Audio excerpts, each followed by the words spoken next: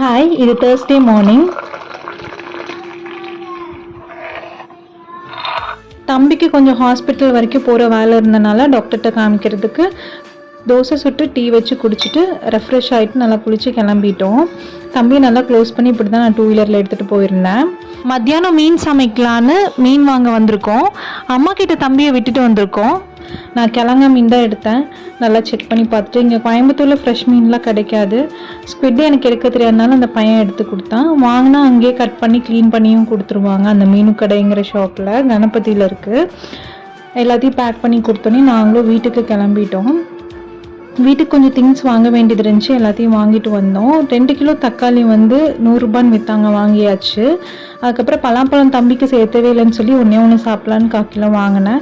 கொஞ்சம் திங்ஸ் வாங்க வேண்டியது வாங்கியாச்சு. இனிமேல் தான் சமைக்கணும். பலாக்கொட்டை எனக்கு ரொம்ப பிடிக்கும், வாங்கியாச்சு. நெக்ஸ்ட் வீடியோவில் பார்க்கலாம். பாய்.